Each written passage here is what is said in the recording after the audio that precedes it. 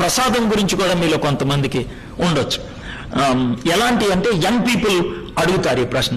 మీ చర్చికి వచ్చి మేము మీరు పెట్టిని తింటున్నాం కదా, మరి మా గుళ్ళో పెట్టిని ఎందుకు తినరు మీరు అని చాలా ఫోర్స్ఫుల్గా అడుగుతూ ఉంటారు, యూజువల్గా అడిగేటువంటిది. అయితే మనం పాజిటివ్గా స్టార్ట్ చేయాలి. ఎలా పాజిటివ్గా స్టార్ట్ చేయాలంటే, ఎస్ మా చర్చికి వచ్చినప్పుడు మేము పెడతాం, మీరు తింటారు. మీ గుడికి వచ్చినప్పుడు మీరు పెట్టిని మేము తినం. ఎందుకో చెప్తాను.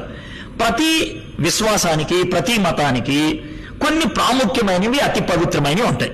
మా చర్చిలో కూడా అతి పవిత్రమైనది ఒకటి ఉంది. ఆ అతి పవిత్రమైన దాన్ని ఇంగ్లీష్లో కమ్యూనియన్ అంటాం, తెలుగులో బల్ల అంటాం. అయితే ఆ బల్ల కార్యక్రమంలో మేము రొట్టె, ద్రాక్షరసం ఇస్తాం. ఆ ఇచ్చే ఆయన చాలా స్పష్టంగా చెప్తాడు, ఇది ఎవడు పడితే ఆవిడ తీసుకోకూడదు. బాప్తీసం తీసుకొని మారుమనసు పొందిన వాళ్ళే తీసుకోవాలి, వాళ్ళు కూడా బాగా ప్రార్థన చేసుకొని తీసుకోవాలి, తేడాగా తీసుకుంటే నువ్వు పోతావని కూడా చెప్తారు. అంత స్పష్టంగా ఉంటది. కాబట్టి అది పొరపాటును కూడా మీకు ఇవ్వం. పెట్టండి అంటే కూడా పోతావరా అని చెప్తాం మేము, ఇవ్వం. అది మాకే. అయితే మేము పెట్టే పలహారం ఉంది చూసారా, అది మామూలు, అది పూజదేం కాదు. అదే విధంగా మీకు ప్రసాదం ఉంది కదా, అది మీరే తినండి.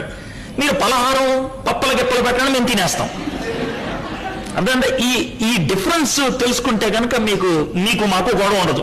మా ప్రసాదం మాకే, మా ప్రసాదాన్ని మేము బల్లా అంటాం, మా ప్రసాదాన్ని మేము కమ్యూనియన్ అంటాం. మీ ప్రసాదం మీకే, మీ ప్రసాదం మాకొద్దు, మా ప్రసాదం మీకు పెట్టం. ఓకే, ఇది అంటే with a positive note you are giving an answer.